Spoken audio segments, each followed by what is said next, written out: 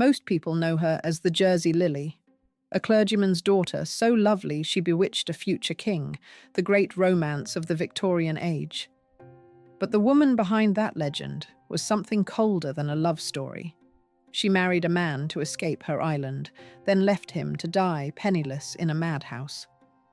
She bore a daughter in secret and raised the child to call her aunt. She turned her own face into the first great fortune of the age of fame, and she spent every person who loved her to build it. This is not the story of a woman who loved a king.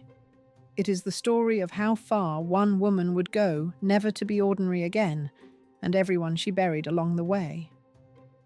If you love the true stories the history books quietly tidied away, subscribe now and stay with me, because the woman you are about to meet was far stranger and far colder than the legend that survived her. Chapter 1. The rectory that kept its secrets. The most respectable house on the island of Jersey belonged to a clergyman who could not stop betraying his wife.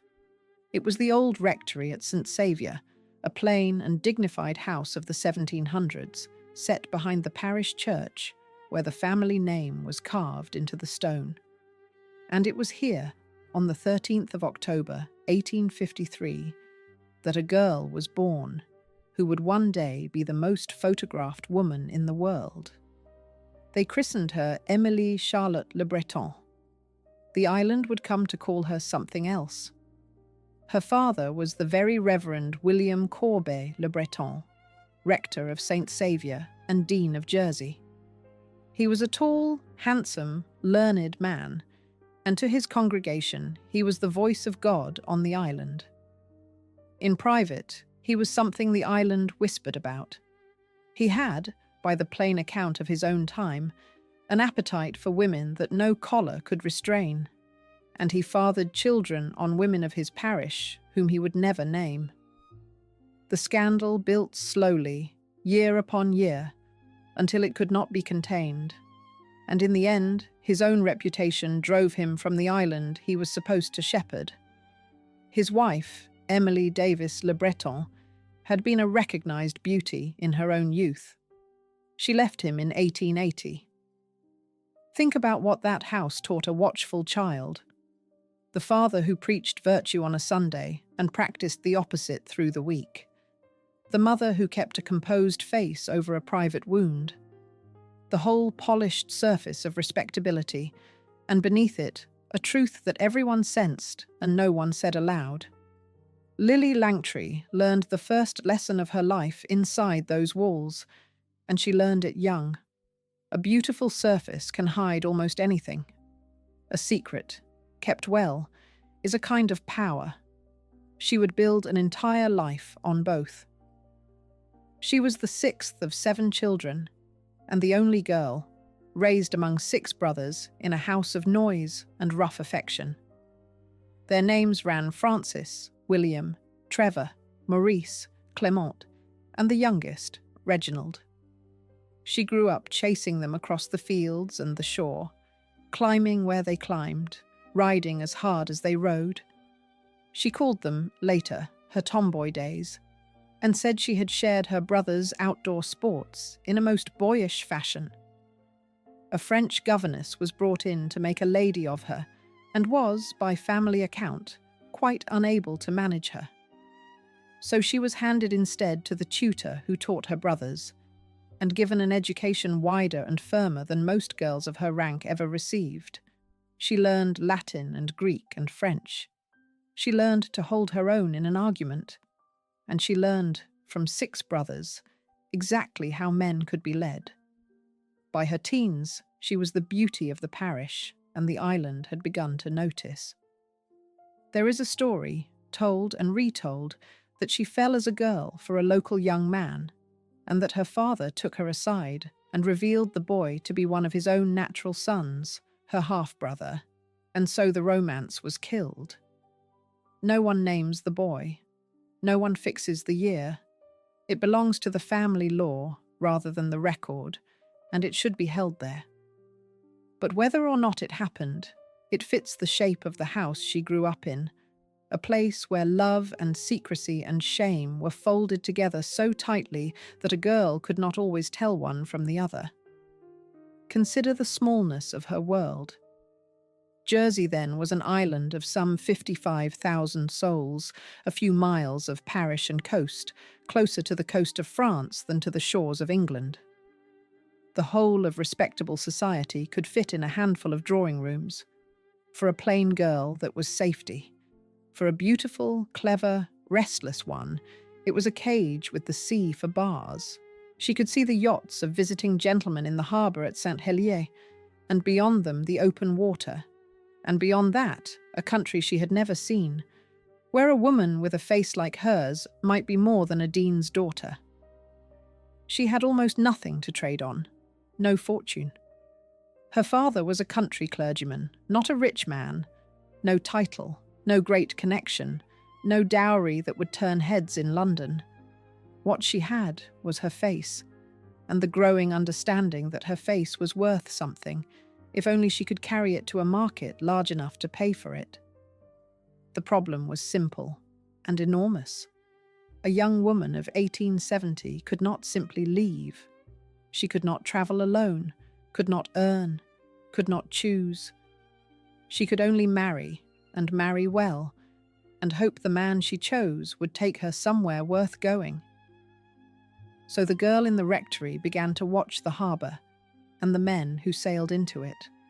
She was waiting for a ship, and in the person of a quiet, moneyed Irishman with a fine white yacht, one was already coming. Chapter 2. The Husband. She married to escape. She did not marry Edward Langtry for love. She married him for his yacht and the open water beyond the island. That, stripped of all sentiment, is the truth of it, and she was never much troubled to hide it. Edward Langtry was a widower of good Irish family, born in 1847 in County Antrim, the grandson of a Belfast shipping man who had built a fortune in trade.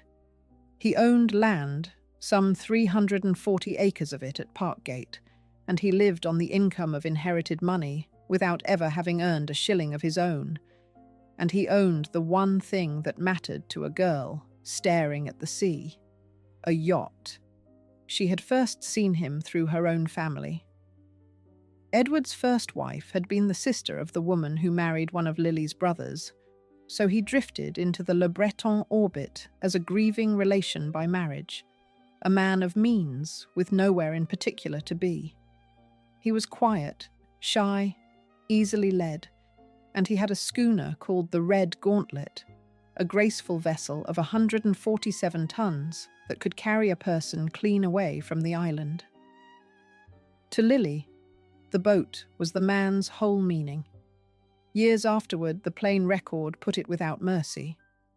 Ned Langtry owned a large sailing yacht, and Lillie insisted that he take her away from the Channel Islands. They were married on the 9th of March, 1874, in Jersey. She was 20, he was 26, and in a detail that says everything, the ceremony was performed by her own father, the dean, the philandering clergyman joining his beautiful daughter to a man she had chosen the way one chooses a carriage. The wedding breakfast was held at the Royal Yacht Hotel in St. Helier, a fitting altar for a marriage built on a boat. There is a second detail, quieter and crueler, that tells the rest. Within weeks of the wedding, Edward Langtry sold the Red Gauntlet. The yacht that had been the whole point of him was gone, almost before the ink was dry, and the money underneath it was already thinner than it looked. For a while she made him take her wandering to Southampton and the south coast of England, always edging nearer to the one city that could hold her. Then illness gave her the opening she needed. She fell sick with a fever, and when she was recovering, she pressed her doctor, and through him, her husband, that she must go to London to convalesce properly. It was, in its way, a masterpiece of quiet manipulation. Sickness turned into a key. In 1876, the couple took an apartment in Eaton Place, in Belgravia, one of the grandest quarters of the capital. Lillie Langtry had reached London at last. She was 22, unknown, and married to a man already beginning to bore her. They had money enough, at first, to look like people of consequence. But London was a furnace that ate money, and Edward had no gift for making more. He was, by every account that survives, a decent, dull, shy man, more at ease with a fishing rod than a dinner party. One who knew them called him a colourless sportsman. Another remembered him as weak and indolent. In her own memoir, written long after she had left him behind, Lillie was almost kind, describing a countryman who felt in London quite like a fish out of water. He had married a woman who wanted the very thing that frightened him most, the glare and the crowd and the noise of society, and he had no idea yet how completely that want would swallow them both. Picture the arithmetic of their new life. A fashionable London address cost a fortune to keep. A lady who meant to be seen needed gowns and a carriage and servants and 100 small expenses that came due each quarter. Edward's income came from Irish rents and inherited land, and Irish rents in the 1870s and 1880s were collapsing under agricultural depression and the long land troubles. He had 1 yacht's worth of ready money, and he had already sold the yacht. Every month, the gap between what they spent and what he earned widened a little more. Neither of them seemed able to stop it. She because she had waited her whole life to spend, and he because he could refuse her nothing and command her nothing. For now, none of that showed. What showed was a striking young couple new to town, presentable, well-mannered, with an address in Belgravia and no particular fame. Thousands of such couples passed through London every season and vanished without a ripple. Lillie Langtry had crossed the sea and spent a marriage to arrive at exactly that ordinary threshold, one more pretty provincial wife in a city full of them. She had gambled everything to get this far, and this far was nowhere. And then, on a spring evening in 1877, she was taken to a party she had almost not attended, in a plain black dress she wore because she was in mourning and owned nothing better. She walked into that drawing room an unknown. What happened in the next few hours would make her, within a single season, the most talked-about woman in England. Chapter 3. 1 black dress and a whole city. She walked into a London drawing room in a plain black dress with no jewels, and walked out the most famous face in Britain. The house belonged to Sir John and Lady Sebright, and the reception, on the 29th of April, 1877, was the kind of glittering evening where a newcomer might sink without trace among the diamonds and the great names. Lillie had no diamonds. Her youngest brother, Reginald, had died the year before, and she was still in mourning. So she came in a simple black gown, with her hair in a soft knot, and not a single jewel on her. In a room built to dazzle, she was the one plain thing in it, and that was precisely why no one could look away. The effect was immediate and strange. Painters saw it first. Before the evening was over, the artist Frank Miles had begun to sketch her, and his drawings of the unknown young woman in black would soon sell in their thousands as postcards. Within days, the most fashionable men in London were asking who she was. Within weeks, she had been taken up by a circle of artists and aesthetes who treated her beauty as a public event.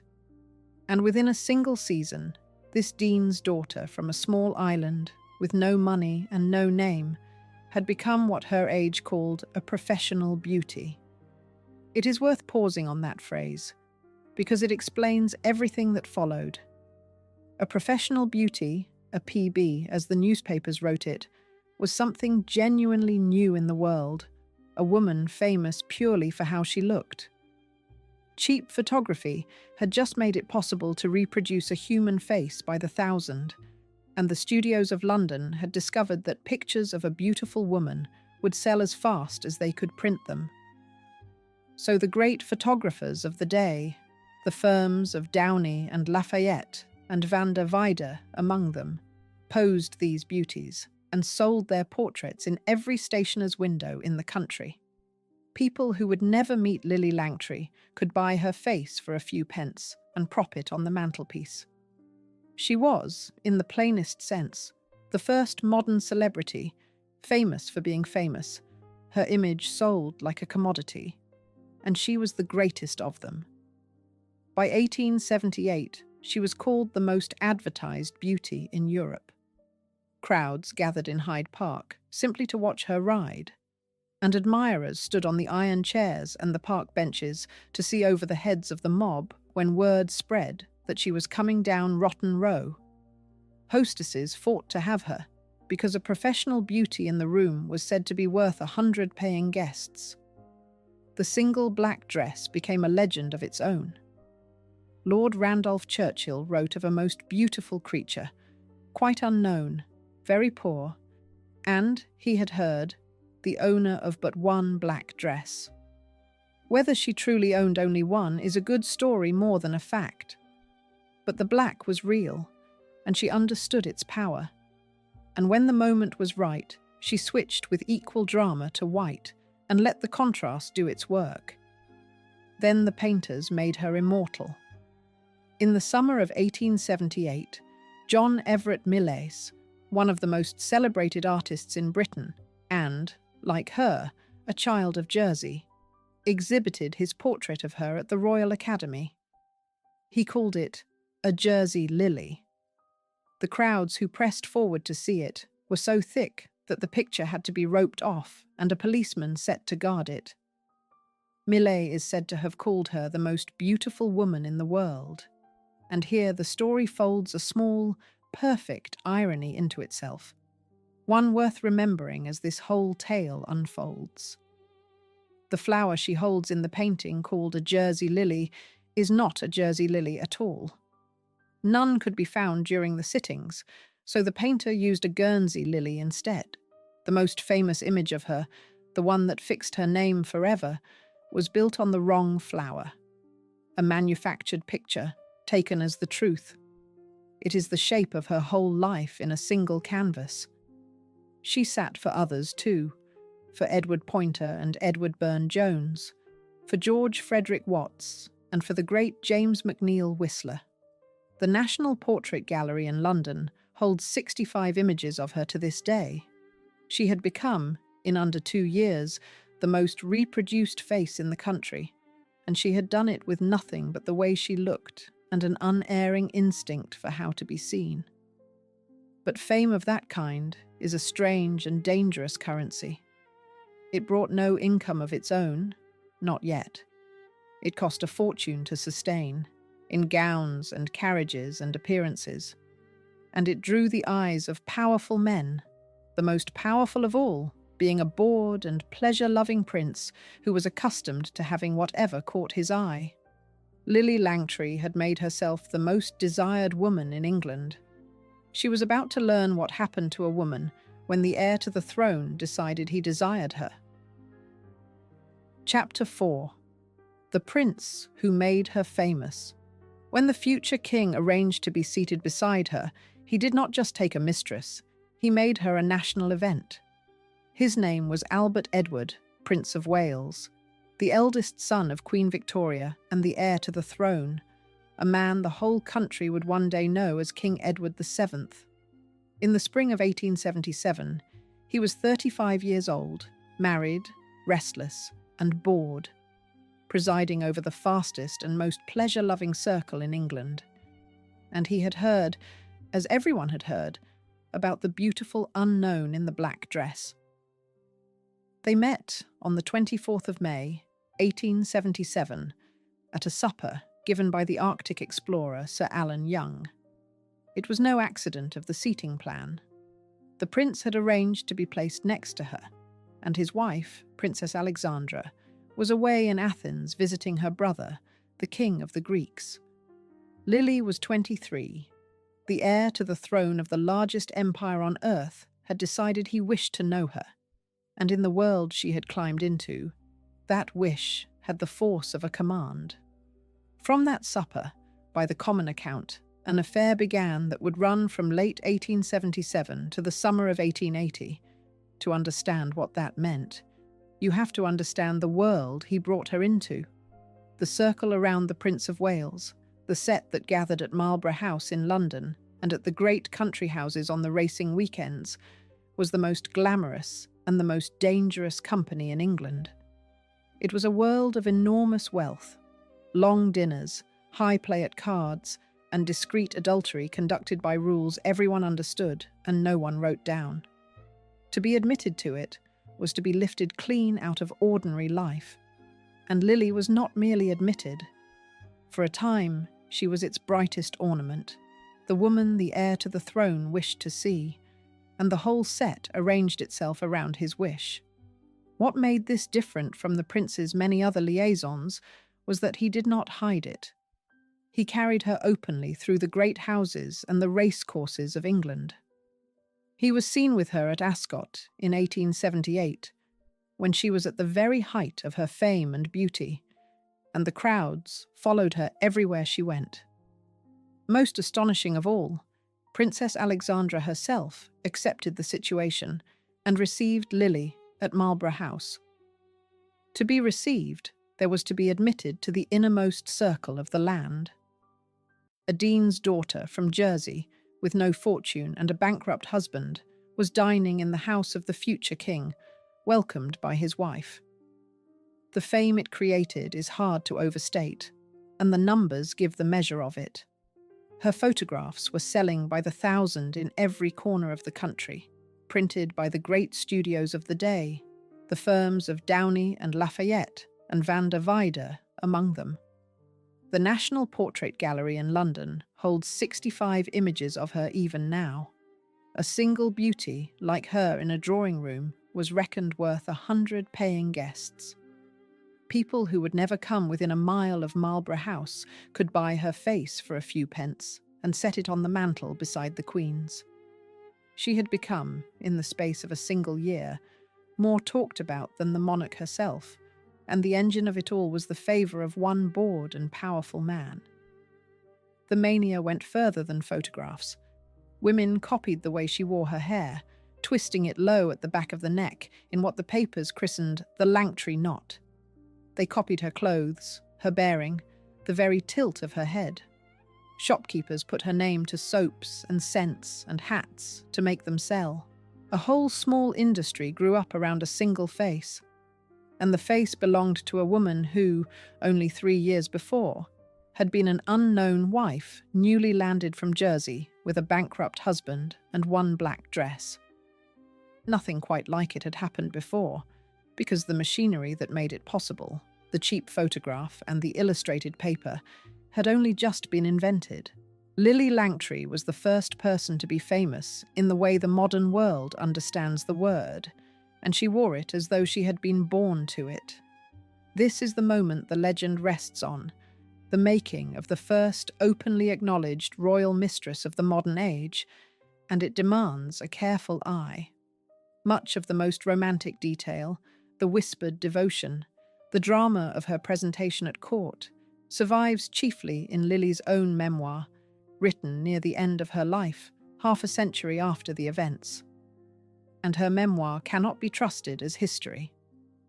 The finest modern biographer of Edward VII, the historian Jane Ridley, searched for the hard evidence and could find no love letters from these years, and no proof of the exact nature of the relationship. She showed, too, that Lillie was a tireless inventor of her own myth, who published a flattering and false account of being presented to Queen Victoria. So the honest picture is this: that the prince favoured her, carried her through society, and made her the most talked-about woman in England is beyond doubt. The grand romance of a beauty and a smitten prince is, in large part, a story Lillie told about herself, and told brilliantly. It hardly mattered whether the passion was as deep as the legend claimed. What mattered was the effect. She was the first of the prince's great public mistresses, before Daisy, Countess of Warwick, before Alice Keppel, the woman who set the pattern the others would follow. And remarkably, the bond outlasted the passion. Long after the affair had cooled, the prince remained her friend, helping her when she fell, attending her performances, keeping a place for her at the edge of his world until his death as king in 1910. He was the making of her. But a fame built on royal favour is a fame that lives entirely on the whim of one man. It could not be earned, only granted. And what was granted could be taken back. Lillie had reached the summit of English society on a rope held by another person's hand, and she had already begun, quietly and recklessly, to give that hand reasons to let go. Chapter 5. The Man Fame Left Behind. While all London toasted his wife, Edward Langtry sat in the corner of his own life, drinking and disappearing. He had brought her to the city she conquered, and the conquest had left no room for him in it. At the parties where she shone, he was an afterthought, the dull husband in the corner, a countryman among wits, with nothing to say that anyone wished to hear. He had never wanted this world. He had wanted a quiet life of fishing and shooting and inherited ease, and instead he found himself married to the most public woman in England, watching her walk on the arm of the heir to the throne while strangers asked who the man beside her was. He had not always been nothing. He was the grandson of a Belfast shipping family that had built real money in trade, a man who had come to his marriage with land and a yacht and the easy confidence of the comfortably born. But he had no trade of his own, no profession, no talent for making money, only the habit of spending it. And he had married a woman whose hunger for the world was bottomless. In London, the two weaknesses met and multiplied.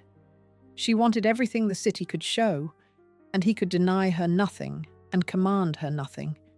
And so they spent and spent on credit, against a fame that brought no income of its own. Look hard at the arithmetic of their ruin, because it is the quiet engine under the whole glittering story. A fashionable address in the best quarter of London cost a fortune to keep. A woman who meant to be the most looked-at person in England needed gowns beyond counting, a carriage, servants, and 100 small expenses that fell due every quarter. Against all of that stood Edward's income from Irish land, and Irish rents through the 1870s and 1880s were collapsing under agricultural depression and years of unrest on the land. He had begun with 1 yacht's worth of ready money, and he had sold the yacht within weeks of the wedding. Every quarter, the gap between what they spent and what he earned opened a little wider, and neither of them did a single thing to close it. He did the thing that weak and wounded men have always done. He retreated into melancholy and into drink. The shy, colourless sportsman grew quieter and heavier and sadder, and the marriage curdled into something cold. She was seeing other men, and he knew it, and he drank, and the two of them circled each other in a house that had run out of money and out of love at the same time. It was a slow, ordinary ruin, the kind that leaves no single dramatic scar, only a man diminishing year by year until there is almost nothing left of him. There was a particular cruelty in the shape of his ruin. He had come to the marriage with a name of his own, Edward Langtry, of an old Irish family, a man with land and a yacht and prospects. Within a few years he had become, in the eyes of all London, merely the husband of Mrs. Langtry, a footnote to his own wife, pointed out at parties as a curiosity. Men who envied him, his beautiful wife, did not envy him his life. He had gained the most desired woman in England and lost himself in the bargain, and he had no gift, as she had, for turning a bad hand into a fortune. He could only watch and drink and fade, while the woman he had carried to London climbed over him toward the light. No one wrote ballads about Edward Langtry. He was the cautionary figure at the edge of a glittering story, and the glitter was all that anyone cared to look at. Then, in 1879, the private humiliation became a public one. A scandal sheet called Town Talk, edited by a man named Adolphus Rosenberg, printed a sensational story. It claimed that Edward Langtry was petitioning for divorce, and that he had named the Prince of Wales, along with 2 other noblemen, as the men who had wronged him. It was false. There was no such petition. But it dragged the prince's name and Lillie's reputation into open court, and it forced Edward, of all people, into the witness box to answer for a marriage that had already failed in every way but the legal one. He testified that he had always lived on terms of affection with his wife. It was a sad, loyal, threadbare thing to say from a man in his position, and it may or may not have been true, but he said it. Rosenberg was convicted of libel and sentenced to 18 months in prison. The trial was survived. But it revealed how fragile the whole edifice was. Lillie's entire standing rested on a reputation that any cheap printer with a press could threaten, and on a royal favour that a single scandal could cool. And behind the reputation, the money was running out in earnest. Consider the mismatch at the centre of their lives. She was the most famous woman in England, and they were, in plain financial fact, sliding toward bankruptcy. The gowns were unpaid for. The house was unpaid for.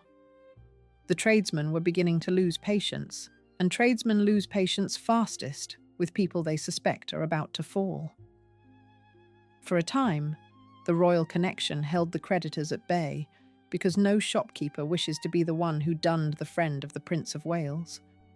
But that protection was worth exactly as much as the friendship behind it, and the friendship was cooling. Lillie had grown careless.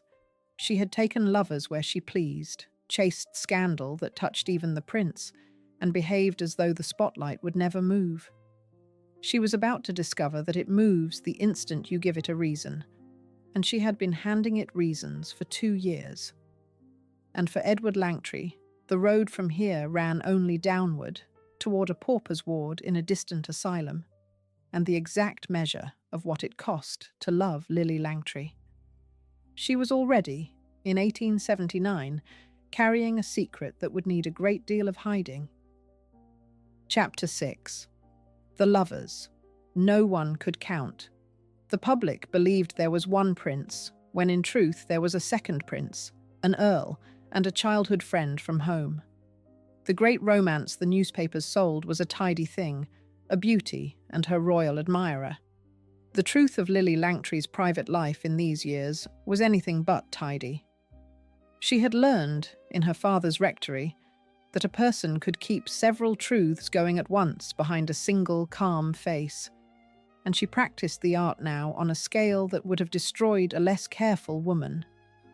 There was the Earl of Shrewsbury. By the middle of 1879, even as the royal affair still burned, she had begun a liaison with him, and by the January of 1880, the two were said to be planning to run away together. This was not discretion. This was a woman gambling with the one asset that kept her afloat, her reputation, and gambling it hard. Word of the Shrewsbury affair, of talk of divorce and elopement, was exactly the sort of thing that made society draw back and the prince grow cold. It was reckless past all sense, and yet she seemed unable or unwilling to stop. There was Prince Louis of Battenberg, a handsome young naval officer of a minor German royal house, later to become the first Marquis of Milford Haven. From about March of 1880, he and Lillie were lovers. He was well-born, well-connected, and utterly unready for the trouble he had walked into. When at last he confessed the affair to his parents, the machinery of royalty moved with cold speed to remove him from the scene. On the 17th of October, 1880, Prince Louis was sent to sea, departing on a voyage around the world aboard the warship Inconstant that would keep him away for 2 years. Consider the difference in what the two of them could call upon. A young man could be shipped to the far side of the earth to make an inconvenient woman disappear from his life, protected by a family and a navy and a crown. Lillie had no fleet, no family of rank, nothing to protect her at all. Remember his name, because through his line, the secret at the centre of this story would one day reach into the very heart of the British royal family. Prince Louis of Battenberg was the father of Louis Mountbatten. And there was Arthur Clarence Jones. He was not a prince or an earl. He was a young man from Jersey, a childhood friend tangled into her family, himself the illegitimate son of a nobleman, and connected to Lillie by the marriages that bound the small island gentry together. He was the ordinary thread among the glittering ones, the man from home. Letters that survived long after her death, and came to light only in the 1970s, show her writing to Jones with a warmth and an intimacy she gave to no one else on paper. When the biographer Laura Beatty studied those letters, they changed the whole picture of this hidden chapter of her life. During the crisis that was coming, it was to Jones she wrote, not to a prince. Think of the tightrope she was walking in those months. A royal lover whose favour paid her debts and gave her the world. An earl she was said to be ready to run away with. A young prince whose family would soon hurry him to the far side of the earth. And threaded quietly through all of it, the man from home to whom she told the truths she told no one else. Any one of these, exposed at the wrong moment, could bring the whole structure down around her. She kept them all in the air at once, calm-faced, through dinners and drives and first nights, the way her father had kept his own secrets behind the pulpit at St. Saviour. It was a performance of nerve that would have shattered most people. She had spent her girlhood learning to read men and to manage them, and now she was managing 4 at once, each kept in careful ignorance of the others. What undid her in the end was not a jealous lover, nor a rival, nor a scandal sheet. It was biology, the one force she could neither charm nor pay, nor send away to sea. And then the one thing no performance could hide began, slowly, to show. For in the summer of 1880, Lillie Langtry discovered she was pregnant, and she could not be certain, or could not say, which man had fathered the child. The two names that history has argued over ever since are Prince Louis of Battenberg and Arthur Jones. The official answer, the one the royal descendants would later accept, named the prince. The answer most modern historians now think more likely, on the strength of those private letters to Jones, names the childhood friend from Jersey. The truth was buried so deep, so deliberately, that it has never been settled, and it may never be. What is certain is that Lillie herself understood at once what the pregnancy meant. It meant ruin. Everything she had, the fame, the royal favour, the fashionable marriage that gave her cover, was built on a public image, and an illegitimate child by an uncertain father would smash that image to pieces. Her private letters from this time carry a desperation that cuts through all her later self-mythologizing. She wrote to Arthur Jones, begging him to go to a chemist and buy her something, anything, that might end the pregnancy. It did not work, or she did not use it. The child was coming, and she had only a few months to build around it a wall of secrecy strong enough to hide a birth from the most curious public in the world. There was no room in that plan for sentiment. There was only the cold, clear problem of concealment, and Lillie set about solving it with the nerve of a general moving armies. She began, without a flicker of hesitation, to arrange the disappearance of everyone who might see the truth. And the first person she needed to move was her husband. Chapter 7. The Child. No one should see. To hide the pregnancy, She needed her husband on another continent, and she arranged it without a flicker of hesitation. Edward Langtry was, for once, useful, precisely because he was pliable. In December of 1880, he was sent to the United States on what looked like an errand of business to value some property that had belonged to the late actress Adelaide Neilson. It was a pretext, thin and convenient, and it worked. Once he was across the Atlantic, a series of delaying letters kept him there, held at a safe distance while the months of the pregnancy passed. He was kept away until April of 1881, long enough to be nowhere near his wife when the child was born, and long enough that the dates could never be made to point at him as anything other than a distant, absent husband. With Edward removed, Lillie herself vanished from London. She was spirited quietly across the Channel to France, to the anonymity of Paris, where a famous face could be hidden among strangers who did not know it. The retreat was funded in part by the Prince of Wales, a man with every reason to want the whole affair kept far from public view. Picture the machinery of it. A husband on the wrong side of an ocean, held there by letters. A prince paying for the silence. A mother to receive the child at the end of it. A whole apparatus of concealment built and maintained around one woman's determination that the world should never know. And there, in France, in the early spring of 1881, most probably on the 8th of March, Lillie Langtry gave birth to a daughter. There was no birth certificate. The birth was deliberately left unregistered, a child brought into the world with the very paperwork of her existence left blank. They named her Jeanne Marie. Now came the decision that defines Lillie Langtry more sharply than any love affair. She could not raise the child openly, so she chose a lie, and she chose a large one. The baby was handed to Lillie's own mother, the child's grandmother, back on Jersey, to be brought up on the island where Lillie herself had been born.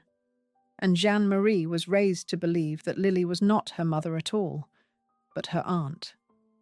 Her true parentage was sealed away.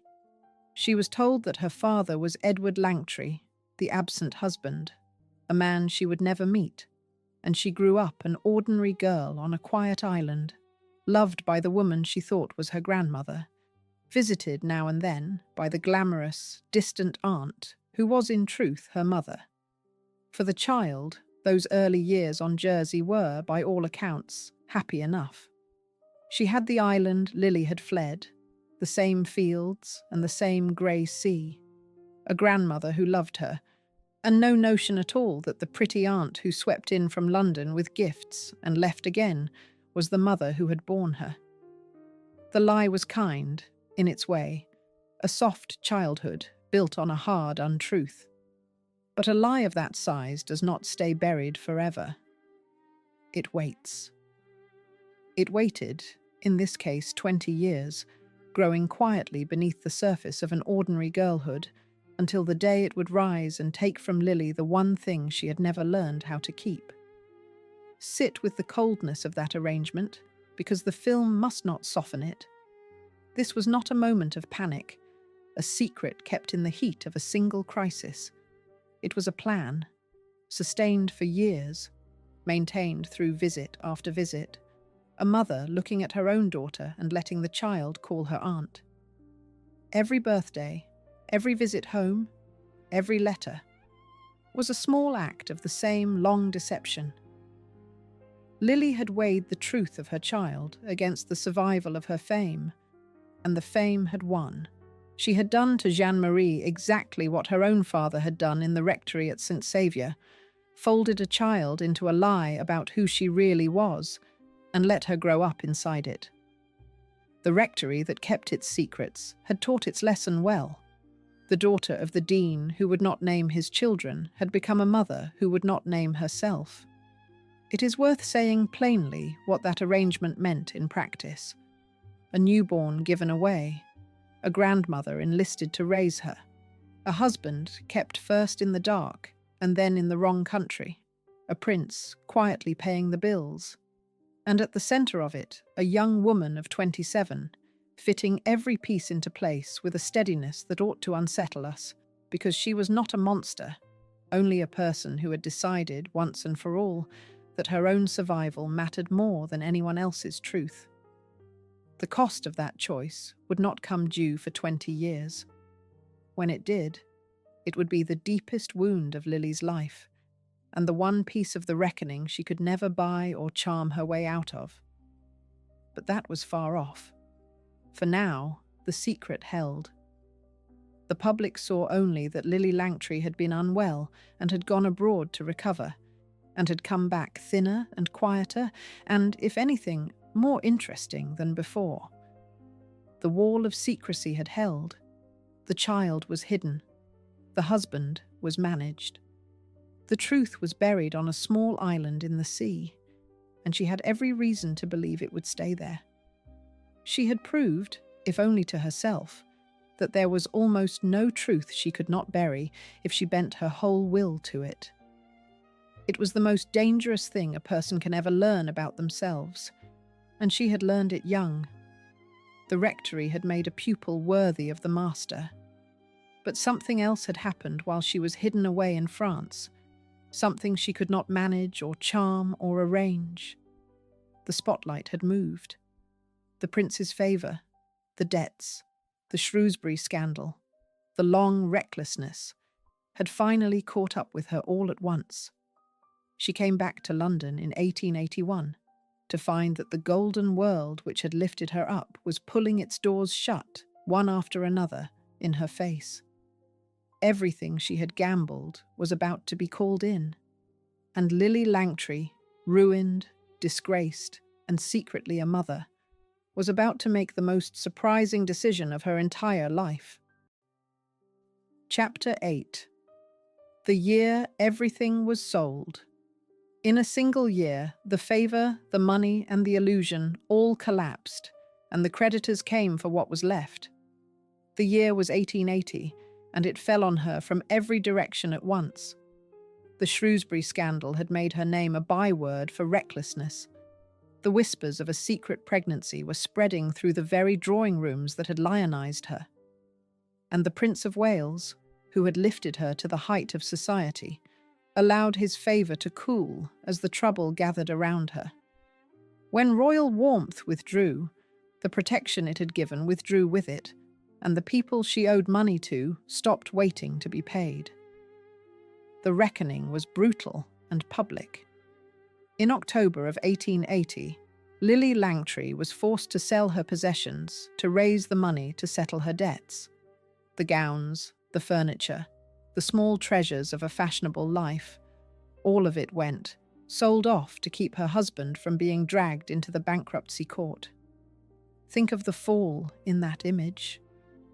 2 years before, she had been the most photographed woman in Britain, riding in Hyde Park while men stood on chairs to see her.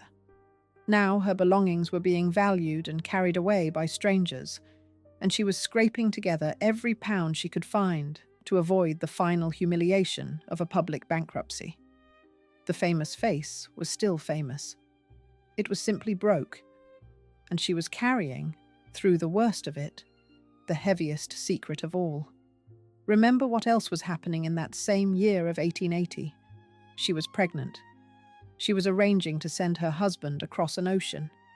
She was preparing to vanish to France and give up her own child to a lie. The collapse of her fortune and her standing did not come in some quiet season when she had nothing else to bear. It came at the exact moment she was managing the most dangerous concealment of her life. Few people in history have kept their composure under a weight like that. The money gone, the doors closing, the body changing, the whole edifice trembling at once. Lillie kept hers. That much has to be granted her. Whatever else she was, she did not fold. Society did what society does. The same hostesses who had fought to have her at their tables now found reasons not to invite her.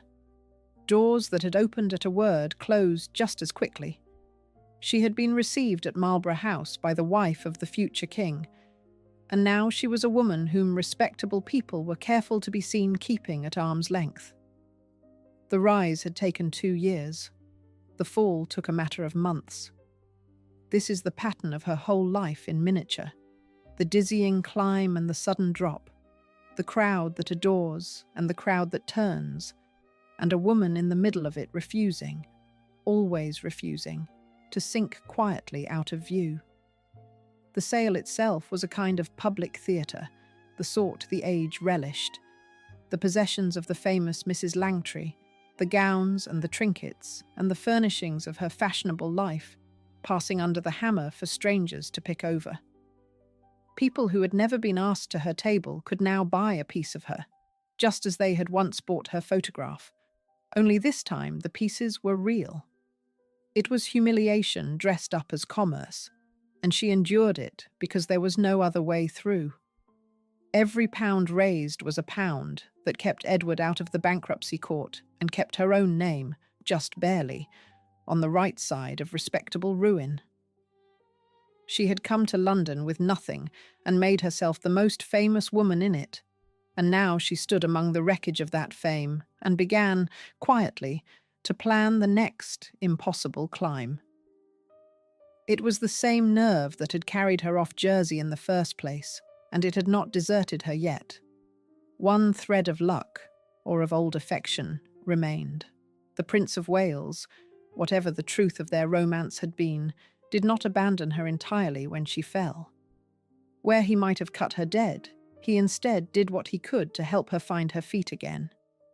He used his influence on her behalf, and in time he would help open the one door still ajar to a beautiful, ruined, famous woman with no money and a great deal of nerve. He introduced her toward the people of the theatre, lending his weight to the strangest and most consequential decision of her life, the decision to earn her own living. It was not the door of society. Society had shut. It was the door of the stage. For a woman of her background, that door might as well have led off the edge of the respectable world. Ladies did not go on the stage. Actresses, however celebrated, sat outside polite society by definition. Marked women in the eyes of the class Lillie had spent everything to join. To walk through that door was to give up, openly and forever, the pretense of being a lady of leisure, and to become instead a working woman who stood on a public stage and took money from strangers to be looked at. It was, by the standards of her class, a final surrender, an admission that she had fallen out of the world of the drawing room for good. Lillie Langtry looked at that surrender and saw an opportunity. She had been looked at for money already, in a sense, her face sold by the thousand in shop windows, while other men took the profit.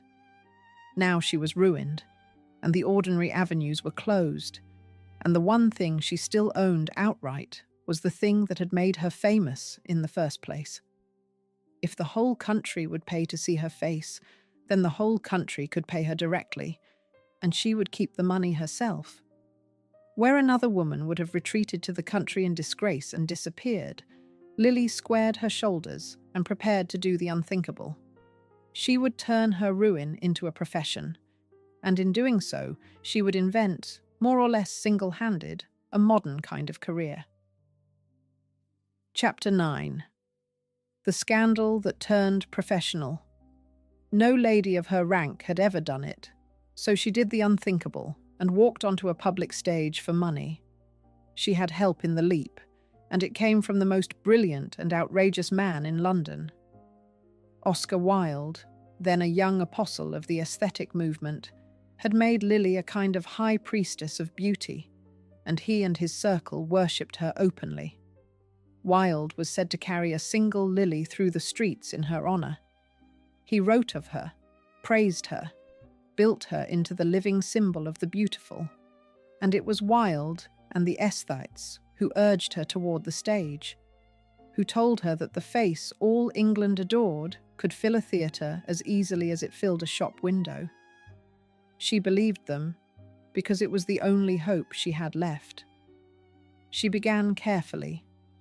Her first appearance, on the 19th of November, 1881, was an amateur one, a charity performance of a slight two-hander called a fair encounter at the town hall in Twickenham, where she was coached by an experienced woman of the theatre named Henrietta Labouchere.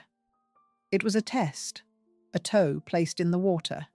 Then came the true leap. In December of 1881, she made her professional debut in the West End of London, playing Kate Hardcastle in the comedy She Stoops to Conquer. And to watch this ruined society beauty tread the boards for money came the Prince and Princess of Wales themselves, sitting in the audience as she began the career that respectable opinion said should have finished her. Britannica would later call her the first society woman to go on the stage. She had turned her disgrace into a first night. The critics were not kind, and they never really would be. The plain truth, which the film should not dodge, is that Lillie Langtry was a competent actress and not a great one. People came to see the most famous woman alive, not a mistress of the craft. When she died, the obituaries were honest about it. The Manchester Guardian judged that she was never a real actress. The Times wrote that she had never succeeded in touching the emotions, the common chord of humanity. Her best work, by general agreement, was as Rosalind in As You Like It, and years later, as Cleopatra in 1891. She drew warmer notices, with one paper reportedly calling her the finest Cleopatra of its time. But the reviews were never the point, and she knew it better than anyone. The public did not buy a ticket to see acting, they bought a ticket to see her, and buy they did. That was the discovery that changed her life.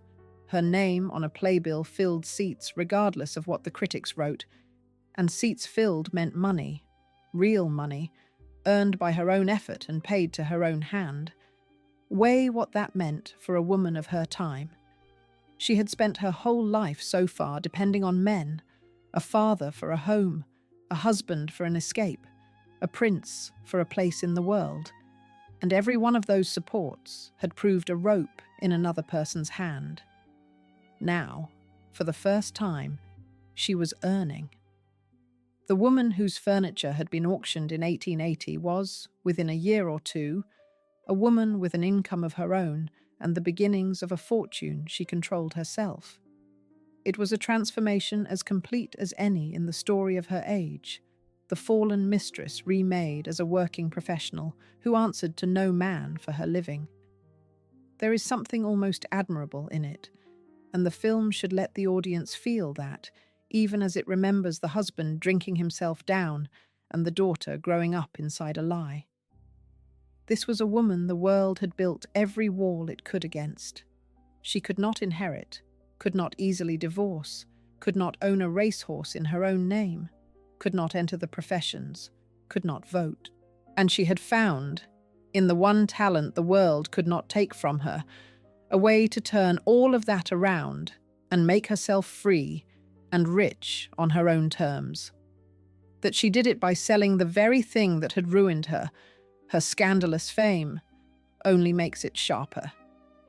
The theatre gave her something the drawing room never had, a measure of real control. On the stage, she was not waiting to be chosen by a prince or rescued by a husband. She was the draw, the name on the bill, the reason the seats were full, and the managers who had once looked down on actresses now competed to book her. She learned the business quickly, as she learned everything quickly, and before long she was not merely acting, but managing, taking companies on the road, setting her own terms, keeping her own accounts. The beauty who had been sold in shop windows had become the proprietor of her own fame. It was a lesson the whole modern world would eventually learn from women like her, that a name, well handled, is a kind of capital. Lillie had grasped it first, and grasped it hardest, out of nothing more noble than necessity. But necessity, in her hands, had a habit of turning into empire. She had been forced onto the stage as a last resort, and she was about to turn it into a throne. But England, for all its crowds, was a small stage for an ambition like hers, and the money there had limits. Across the Atlantic lay a country newer, richer, and hungrier for spectacle than anything in Europe. A country that had heard all about the Jersey Lily and the prince who adored her, and that was prepared to pay sums no London theatre could match simply to lay eyes on her. In the autumn of 1882, Lillie Langtry boarded a ship for New York. She was going to America, where fame was already becoming the national religion, and where a woman famous for being famous could become richer than she had ever dreamed. The provincial girl who had once watched the yachts leave Jersey Harbour was about to conquer a continent. Chapter 10. The Face That Sold. America. America did not want a great actress. It wanted the most famous woman alive, and it paid her like nothing before. She arrived in New York in October of 1882, and the country received her like visiting royalty. The press swarmed the docks. Oscar Wilde, who happened to be touring America himself on a lecture tour, was there to greet her. And then, in an omen no playwright would dare invent, the theatre where she was to make her American debut burned to the ground the night before she was due to open, delaying her first appearance by a week. It did not matter. The delay only sharpened the country's appetite. When at last she stepped onto an American stage, the house was full of people who had come to see a legend in the flesh. The money was staggering, and though the exact figures come down to us as reported sums rather than audited accounts, they sketch the scale of what she had become. Her impresario, Henry Abbey, is said to have given her a larger share of the receipts than any other actress of the day. One American opening night reportedly took $6,800, said to be $1,000 more than the record night of the great Sarah Bernhardt herself. By one account, she carried home $100,000 from a single tour and poured it straight into property on Fifth Avenue and into a private railway carriage of her own. Her first tour ended in the spring of 1883, with what one account calls simply a fat profit. She would return to America again and again over the next 35 years, her last appearance on an American stage coming as late as 1917. She, Bernhardt, and Ellen Terry were named among the highest-paid touring actresses in the world. She travelled like an empress. Her private railway carriage, said to be named the Lillie, was painted cobalt blue and decorated with golden lilies, fitted inside with silk and brocade and a bath with silver taps. A rolling palace that carried the most famous face in America from city to city. Beside her, for much of this time, was a wealthy young New Yorker named Frederick Gebhard, known as Freddie, a clubman and horse lover from a rich family with whom she kept company for the better part of a decade, from about 1882 until the early 1890s. He gave her a house on West 23rd Street in Manhattan and jewels to match, and together they went into the world of horse racing that would become one of the great passions of her life. It was that passion that produced the most terrible night of her American years. In the small hours of the 13th of August, 1888, a train carrying Lillie and Gebhard and their string of racehorses was running on the Erie Railroad toward Chicago when the car holding the animals came off the rails near Shohola in Pennsylvania. It rolled down a steep embankment and burst into flames. 17 of the horses were aboard. One person and 15 of the horses died in the fire, among them Gebhard's champion, a horse called Aole. A single horse, named Saint Saviour for the parish of her birth, survived the wreck. It was a scene of real horror in the middle of a life that could look, from the outside, like an endless glittering procession. America took her to itself in a way England never quite had, and it scattered her name across the map.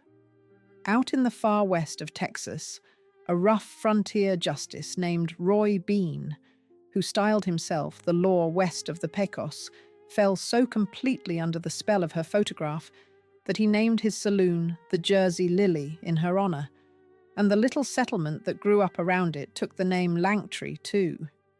He wrote to her. He dreamed of her coming to see it.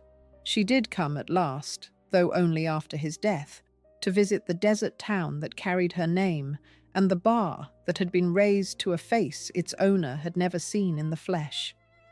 It was the perfect American tribute to the first celebrity, a whole town conjured out of a picture, devotion offered to the image of a woman rather than the woman herself. She built beyond the stage, too, on the far side of the country. In 1888, she bought a great tract of land in the Genok Valley of Lake County, California, a ranch of some 4,000 acres and more, and set out to make what she called the finest claret in the country. She hired a winemaker from Bordeaux, planted her vines, and, in a flourish that only she would think of, put her own portrait on the labels of the bottles. It was one more empire built on her name, and it long outlived her. She sold it in 1906, but the estate still makes wine today, and still trades on the name of the Jersey Lily more than a century after she rode away from it. And through all of it, she was inventing something the world had never quite seen before: the business of being famous. In 1882, she lent her face to Pears's soap, becoming, by common account, the first celebrity in history to be paid to endorse a commercial product. Her testimonial, printed across the country, declared that since using Pears's soap for the hands and complexion, she had discarded all others. The company is said to have paid her £132 to sign. There is a legend, colourful and unverifiable, that she was paid pound for pound, the fee weighed out against her own body, and it should be told as the legend it is. But the plain fact beneath the legend is remarkable enough. Lillie Langtry had worked out how to turn a face into a fortune, and in doing so she drew the blueprint for every sold face that has followed, down to the present day. She had money now, more than she had ever imagined. She had a continent at her feet. She had everything, in fact, except the settling of one old debt she had left behind her in England, a debt with a name, and the name was Edward Langtry. Chapter 11. Triumph on the Turf and a Pauper in the Asylum. On the very afternoon her horse carried her winnings past the post, the husband she discarded was dying with 11p in his pocket. The two images belong to the same handful of days in the autumn of 1897, and set side by side, they tell the whole truth of Lillie Langtry more honestly than any romance ever could. She had reached, by then, the summit of a second empire, this one built on horses. Because the Jockey Club would not allow a woman to register racehorses in her own name, she simply raced under a man's, calling herself Mr. Jersey, her horses running in silks of turquoise and fawn. Her stable was Regal Lodge at Kentford, near the great racing town of Newmarket, and there she kept a string of thoroughbreds and entertained the same Prince of Wales who had once made her famous. The finest of her horses was a champion called Merman, bought for 1,600 guineas, a stayer of real class who carried her colours to victory in some of the greatest races in the calendar. In 1897, Merman won the Cesarewitch, one of the toughest handicaps of the season, run on the 13th of October, starting at odds of 100 to 7. On that race, Lillie is reported to have gambled hugely, punting, by one account, to win £40,000. Merman would go on to win the Goodwood Cup in 1899 and, in 1900, the Ascot Gold Cup itself, the blue riband of the English turf, ridden by the famous American jockey Todd Sloane. The clergyman's daughter, who had once owned nothing, now owned a champion racehorse and bet fortunes on him at the great meetings of England, cheered by the crowds, watched by princes. So complete was her mark on the turf that it outlasted her by a century. There is a race run at Goodwood to this day that carries her name, the Lillie Langtry. a permanent fixture of the English racing calendar, named for the woman who was never once allowed to enter a horse under her own. She had beaten the Jockey Club at its own game, hidden behind a man's name until her horses were good enough that the sport could not pretend she did not exist. It was the same trick she had worked on the whole of society and the whole of the age, over and over again. Denied the front door, she went in through another, and once inside she took the best seat in the house. That same year, 1897, she finally cut the last legal thread, binding her to the husband she had long since discarded. English law made divorce all but impossible for a woman, so Lillie had done what almost no Englishwoman of her time could contemplate. She had become a naturalized citizen of the United States, using the ranch she now owned in California as her ground, and on the 13th of May, 1897, in a county courtroom at Lakeport in California, she was granted a divorce from Edward Langtry. She was free. She was rich, celebrated, a champion owner, a star of 2 continents, a woman who had built 2 empires out of a single face. And Edward Langtry, in that same year, was dying by inches at the other end of the world she had climbed out of. He had sunk as far as she had risen. He had been given a small allowance to keep him quiet and out of her life, paid on her behalf, quarter by quarter, by the prince's own solicitor, the great fixer George Lewis, £25 at a time. But the money and the man had both run out.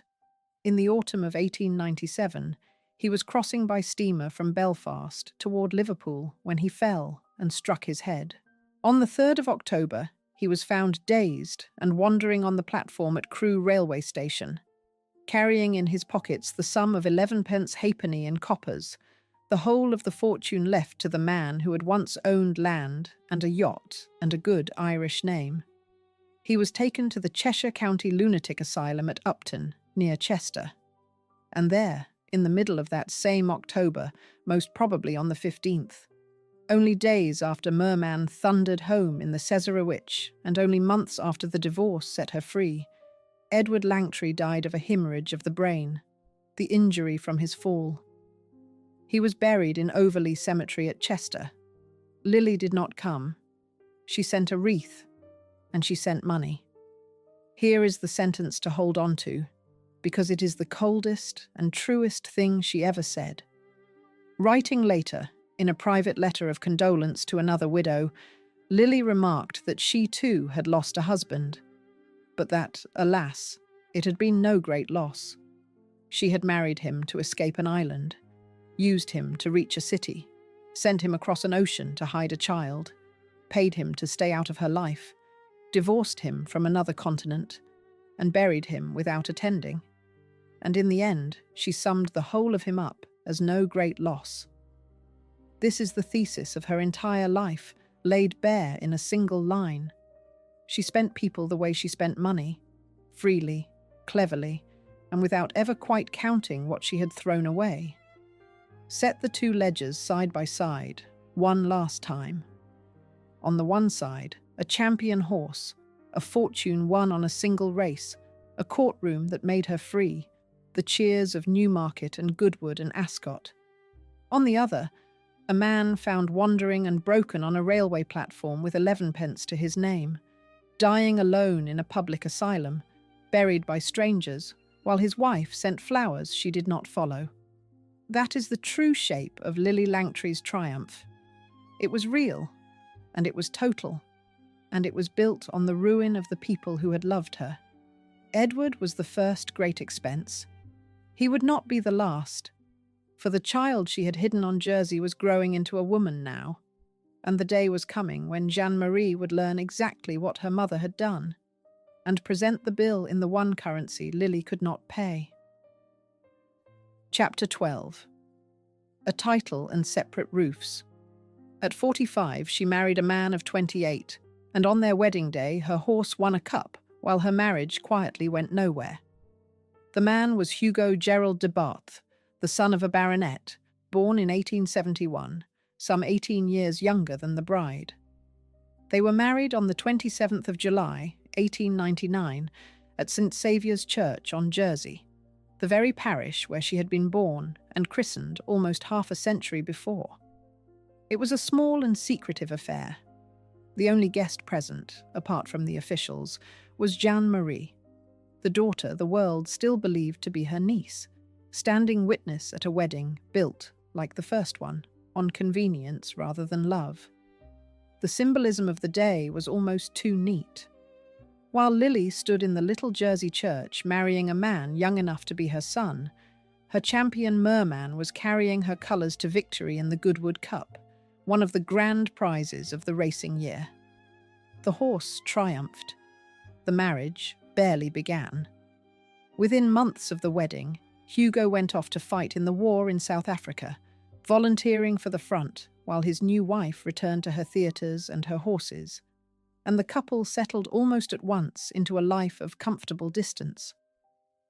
Why did she marry him at all, this pleasant, biddable young man with no fortune of his own to speak of? The answer is the same answer that runs through her whole life.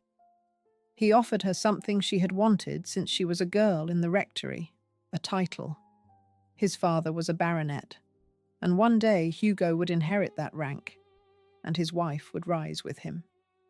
In 1907, when the old man died, Hugo became the 5th baronet, and Lillie, at last, became Lady de Bath. Sit with the completeness of that arc for a moment. The penniless daughter of a country clergyman, the ruined mistress whose furniture had been auctioned to pay her debts, the working actress who had scandalized her class by taking money on a public stage, was now a titled English lady. She had wanted, from the beginning, only never to be ordinary, and here was the proof, stamped in the pages of the peerage. Lady de Bath. Every wall the world had built to keep a woman like her in her place she had climbed, gone round, or knocked down, and she had ended on the far side of all of them with a title to her name. By the measure she had set herself as a girl, staring at the harbour on Jersey, she had won absolutely. And yet the victory was strangely hollow, as her victories so often were. The marriage that gave her the title was barely a marriage at all. In her later years, Lillie lived in Monaco, while Sir Hugo lived apart from her in the south of France, at Vence, the two of them meeting only at social gatherings or in brief and occasional private encounters. It was less a union than an arrangement, a title and a signature exchanged for company neither of them much wanted. And one by one the props of the grand life were sold away. The estates that came with the de Bath name, lands in Sussex and beyond, were sold off in 1919. The same year she gave up Regal Lodge and her horses and her whole life on the turf, quietly liquidating the great possessions she had spent decades gathering. Even in these later years she did not stop performing. She went on acting far past the age when most stars retire, touring, appearing, keeping her name before the public that had followed her for half a century. In 1925, an old woman now, she published her memoir and called it The Days I Knew, a last performance rendered in print, in which she arranged the story of her life exactly as she wished it remembered, softening here, inventing there, tending the legend to the very end. It is a charming book and an unreliable one, the final act of a woman who had understood, better than almost anyone alive, that the story people believe will always matter more than the story that is true. She had gathered everything a life could gather, fame beyond any woman of her time, fortune earned with her own name, a champion racehorse, a vineyard across the ocean, houses in 3 countries, and now a title carved into the aristocracy she had fought her whole life to enter. But the people were gone. The husband she had used was 20 years dead in a pauper's grave. The second husband was a stranger who lived in another town. The prince who had made her was dead too, gone in 1910 as King Edward VII. And the one person left in the world who was truly hers by blood, the daughter she had hidden and lied to for 20 years, was about to look at her with the coldest eyes she had ever seen. The last and largest bill of her life was about to fall due. Chapter 13. The daughter who never forgave her. When the girl finally learned that her aunt was her mother, she looked at Lillie as though at a stranger and never stopped. Jeanne Marie had grown up on Jersey believing a careful and total lie. The woman she thought was her grandmother had raised her. The glamorous figure who came and went was, she had been told, her Aunt Lillie. Her father, she believed, was Edward Langtry, a man she had never once met, who had died destitute in an asylum without her ever knowing he was supposed to be her own. For 20 years the lie held, seamless and complete, a whole childhood built on a false foundation that the child could not see. Around the turn of the century, as she reached the age of about 20, the truth was finally told to her. By one account, it was Margot Asquith, sharp-tongued and careless of other people's secrets, who let it slip. However it came like a blow that could never be taken back. In an afternoon, everything Jeanne Marie believed about herself came apart. Her aunt was her mother. Her mother had lied to her for her entire life. Her father was not the dead Irishman she had been told of, but one of two men she had never known. Their very identity, a thing her mother would not settle. The ground of her whole existence had been a performance staged for someone else's convenience. Lillie's reported response to her daughter's shock has survived, and it is as revealing as anything she ever said. Confronted with the wreckage of the lie, she is said to have asked the girl which she would prefer to have as a father, a penniless, drunken Irishman, or a royal prince, and the most handsome of all naval officers. It was meant, one supposes, as a kind of comfort or a justification. Whatever it was meant as, it landed as further proof that her mother saw even the truth of her child as a matter of presentation, a story to be arranged for best effect, a choice between two better labels. Jeanne Marie did not forgive her. From that day, the daughter treated the mother, in the plain words of the record, like a stranger, and the estrangement lasted the rest of Lillie's life. The cruelty of the symmetry is almost unbearable, and it is the moral heart of the whole film. Here was a woman who had been received by the future King of England and welcomed by his wife at Marlborough House, a woman the crowned heads of Europe knew by sight, a woman whose face hung in the Royal Academy and whose photograph sat in the royal collection itself, and her own daughter would not receive her. It was said that after King Edward died, the royal family were willing to receive Jeanne Marie, but that her own mother she would not receive at all. Lillie could open any door in the world except the one that mattered. She had spent her child's trust the way she had spent everything else, and it was the one purchase she could never buy back. Jeanne Marie made her own life and made it far from her mother's shadow. On the 30th of June, 1902, at St. Margaret's, Westminster, she married a Scottish Member of Parliament named Sir Ian Malcolm and became a respectable political wife, the very picture of the settled propriety her mother had never wanted and never had. She had 4 children of her own.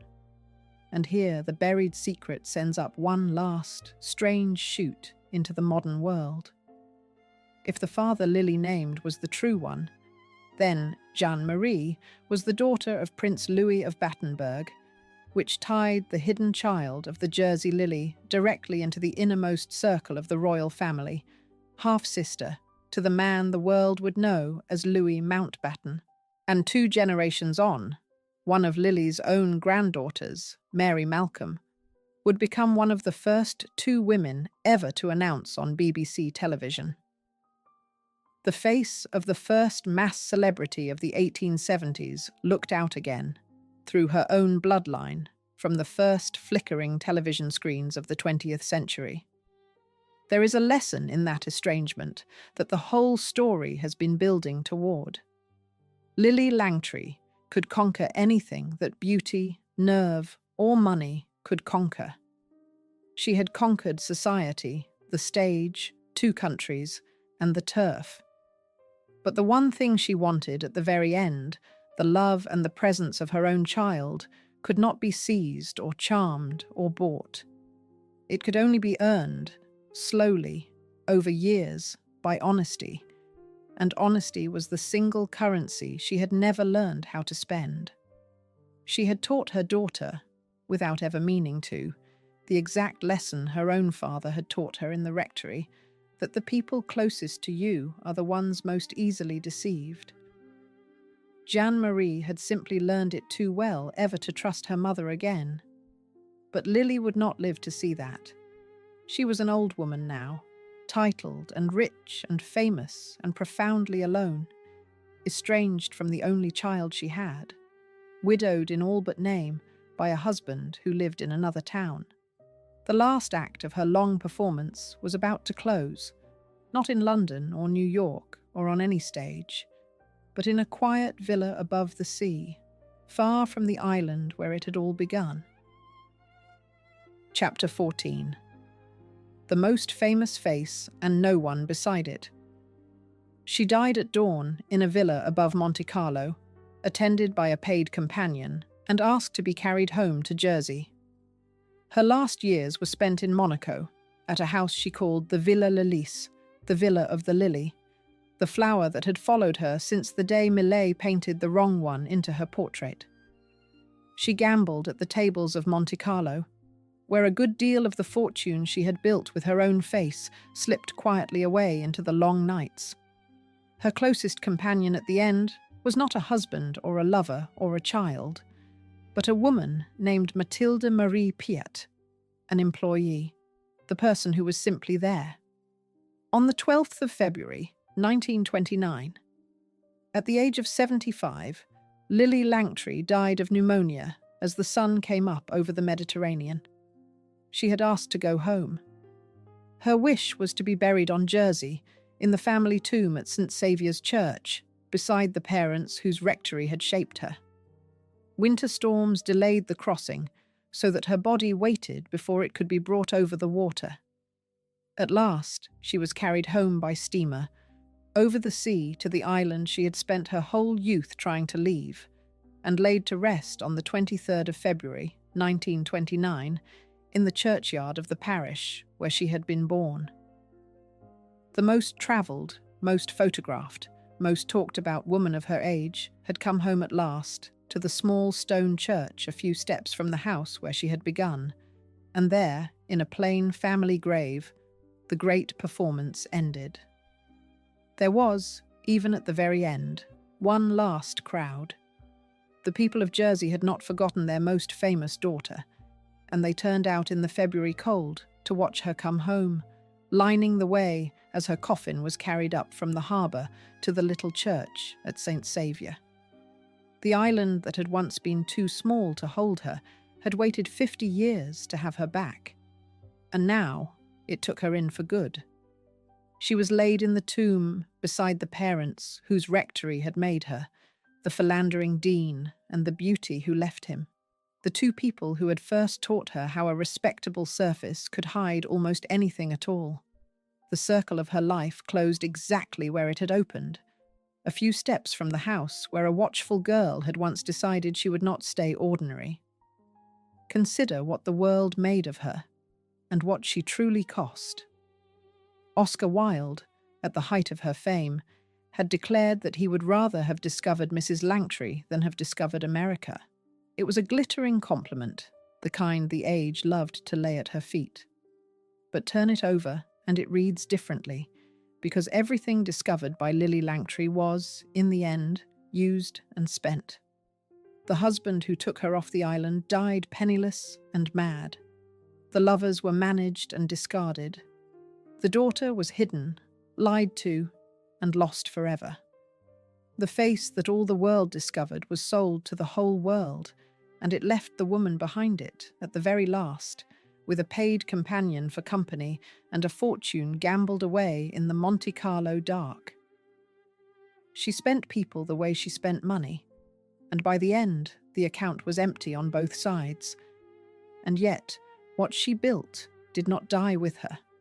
She had invented something the world had never seen and has never since been without.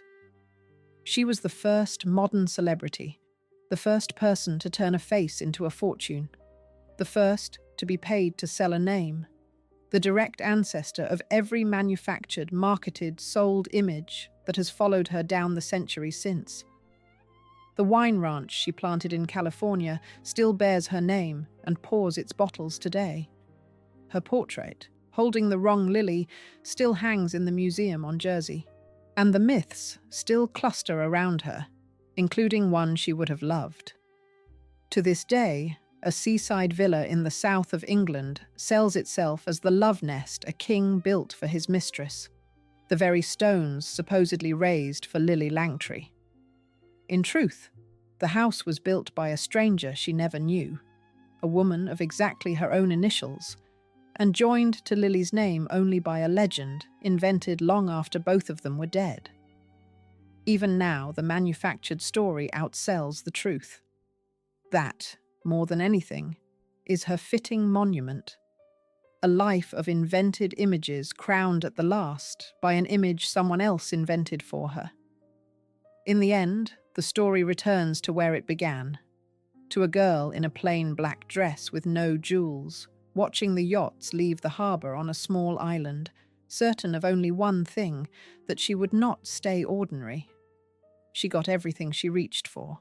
She became the most famous face in the world, and she was buried in the black of the grave, on the island she had fled, with almost no one who loved her left to stand beside it.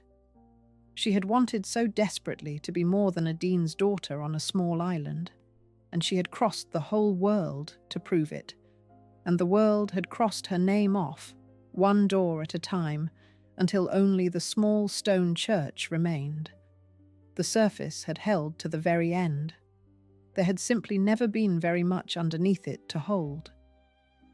If a story like this is why you are here, subscribe and stay with me for the next one. And tell me what you make of her. Was Lillie Langtry a woman the world would let rise no other way? Or simply someone who used everyone who ever loved her?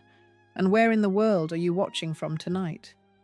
I read every reply, and I would like to know.